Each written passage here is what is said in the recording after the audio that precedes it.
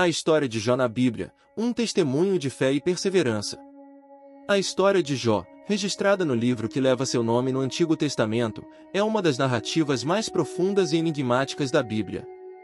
Trata-se de um relato que trata do sofrimento humano, da justiça divina, da fé e da perseverança diante das adversidades mais extremas. Neste texto, vamos explorar em detalhes a vida de Jó, seus desafios, diálogos com seus amigos, o clímax do seu sofrimento, sua restauração e os ensinamentos eternos que podemos tirar de sua experiência. Jó, um homem justo e íntegro. A história de Jó começa com uma descrição de seu caráter e prosperidade. Ele vivia na terra de Uz, um local indefinido, possivelmente no norte da Arábia. A Bíblia o descreve como homem íntegro e reto, temente a Deus e que se desviava do mal. Era um homem muito rico, dono de milhares de animais, muitos servos e uma família numerosa. Tinha 7 filhos e 3 filhas, que viviam em harmonia e frequentemente se reuniam para banquetes. Essa introdução estabelece Jó como um exemplo de integridade, alguém que não apenas obedecia a Deus, mas que também se preocupava com a espiritualidade de seus filhos. Jó fazia sacrifícios por eles regularmente, temendo que tivessem pecado ou blasfemado contra Deus em seus corações. Ele representava o ideal do homem piedoso, o conselho celestial e a aprovação de Jó. Os filhos de Deus, possivelmente anjos, se apresentam diante de Deus, e entre eles está Satanás. Deus pergunta a Satanás se ele considerou o servo Jó, destacando sua retidão. Satanás responde que Jó só é fiel porque é abençoado e protegido. Ele sugere que, se Jó perdesse tudo, amaldiçoaria a Deus. Deus permite, então, que Satanás teste Jó, mas com limites. Primeiro, não pode tocar em sua vida. Em um curto espaço de tempo, Jó perde tudo, seus bens, seus servos e, tragicamente, seus filhos. Mesmo diante dessa devastação, Jó não peça nem culpa a Deus dizendo: "No saí do ventre da minha mãe e no tornarei para lá, o Senhor o deu e o Senhor o tomou. Bendito seja o nome do Senhor." Em uma segunda reunião celestial, Satanás argumenta que Jó permanece fiel apenas porque ainda tem saúde. Deus então permite que Satanás toque na saúde de Jó, mas não tire sua vida. Jó é afligido com feridas terríveis da cabeça aos pés. Ele se senta entre cinzas, usando cacos de cerâmica para raspar as feridas. Até sua esposa, diante de tanto sofrimento, sugere que ele amaldiçoe a Deus e morra. Mas Jó responde: "Temos recebido o bem de Deus, e não receberíamos também o mal." Os amigos de Jó e os diálogos poéticos. 3 amigos de Jó, Elifaz, Bildade e Zofar, vêm consolá-lo. Inicialmente, sentam-se em silêncio com ele por 7 dias, comovidos por sua dor. No entanto, quando começam a falar, seus discursos refletem a teologia comum da época, a de que o sofrimento é consequência direta do pecado. Para eles, se Jó está sofrendo tanto, é porque, de alguma forma, pecou. Jó, por sua vez, clama por justiça, expressa sua dor e questiona a Deus. Ele não aceita a acusação de que está sendo punido por pecado não confessado e exige uma explicação de Deus. Jó amaldiçoa o dia em que nasceu e lamenta profundamente sua existência. Elifaz, representando a experiência, argumenta que Deus é justo e que o ímpio sempre colhe sofrimento. Bildade apela à tradição, dizendo que os antigos sabiam que Deus castiga o mal e recompensa o bem. Zofar é mais severo, sugerindo que Jó deve ter feito algo muito errado, pois Deus é até misericordioso demais para puni-lo como merece. Apesar das acusações e da incompreensão dos amigos, Jó mantém sua integridade e não aceita a ideia de que seu sofrimento é punição por pecado oculto. Ele reconhece que Deus é soberano, mas deseja ardentemente entender o motivo de sua dor. A intervenção de Eliú.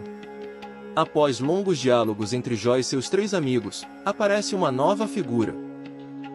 Eliú. Ele é mais jovem e esperou até que os outros falassem. Sua abordagem é diferente, ele repreende tanto Jó quanto seus amigos. Critica os amigos por não conseguirem refutar Jó e Jó por tentar justificar-se em detrimento da justiça de Deus. Eliú apresenta uma teologia mais desenvolvida: o sofrimento pode servir para ensinar, corrigir e aperfeiçoar. Ele aponta para a grandeza de Deus e sua misericórdia em advertir o ser humano por meio da dor. Embora suas palavras não sejam totalmente aprovadas por Deus no final, seu discurso prepara o caminho para a resposta divina. A resposta de Deus. Finalmente, no capítulo 38, Deus fala com Jó do meio de um redemoinho. Mas em vez de explicar o motivo do sofrimento de Jó, Deus questiona Jó sobre a criação e o funcionamento do universo. Ele pergunta: Onde estavas tu quando eu lançava os fundamentos da terra? Com uma série de perguntas retóricas, Deus mostra a Jó o quanto o ser humano é limitado diante da sabedoria e poder divinos. Deus descreve a complexidade da criação, os mares, os céus, os animais, os ciclos naturais, evidenciando que há um propósito maior em tudo, mesmo que não seja compreendido pelo homem. Jó, diante da majestade de Deus, se humilha. Reconhece sua limitação e se arrepende por ter questionado a justiça divina. Ele diz: Bem sei que tudo podes, e nenhum dos teus planos pode ser frustrado. A restauração de Jó. Depois que Deus fala, ele repreende os 3 amigos de Jó por não terem falado corretamente sobre ele. Deus ordena que eles ofereçam sacrifícios e que Jó ore por eles. Jó ora, e Deus o ouve. A restauração começa. Deus restitui a Jó o dobro de tudo que ele possuía antes. Ele tem novamente 7 filhos e 3 filhas, que são descritas como as mais belas da terra. Jó vive muitos anos, vê até a 4ª geração de seus descendentes e morre velho e farto de dias. Ensinamentos da história de Jó. A história de Jó é rica em lições espirituais, filosóficas e práticas. Destacamos algumas das principais. O sofrimento não é necessariamente resultado do pecado. Uma das mensagens centrais do livro é que o sofrimento pode atingir até mesmo os justos. Jó era um homem íntegro, e ainda assim sofreu intensamente. Isso desafia a ideia simplista de que todo sofrimento é punição divina. Deus é soberano. Deus não dá a Jó uma explicação direta, mas revela sua majestade e soberania.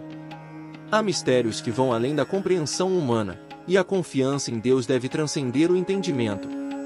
A importância da fé em meio à dor. Mesmo questionando e lamentando, Jó nunca abandona totalmente a fé. Ele expressa dor, dúvida e frustração, mas mantém um relacionamento com Deus. A fé autêntica não é imune à dor, mas persevera nela.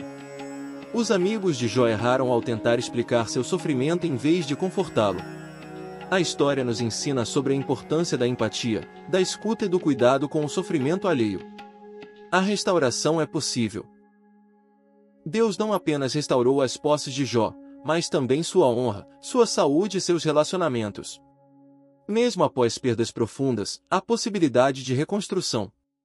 A história de Jó continua sendo uma das mais impactantes reflexões sobre o sofrimento humano e a justiça divina. Jó representa todos aqueles que já enfrentaram dor sem explicação, que já clamaram por respostas e que se sentiram injustiçados mesmo andando em retidão. Por meio de sua história, aprendemos que Deus é soberano, que há propósitos mais profundos em meio à dor, e que a fé genuína é aquela que resiste até nos vales mais escuros. A jornada de Jó não nos oferece respostas fáceis, mas nos convida a confiar em Deus mesmo quando as respostas não vêm. O livro de Jó nos desafia a olhar para além da lógica humana, a buscar sabedoria e, sobretudo, a confiar no caráter justo, bom e eterno de Deus. Que sua história continue nos inspirando a perseverar, a confiar e a caminhar com fé, mesmo quando não entendemos o porquê do sofrimento. Se inscreva no canal, curte e compartilha.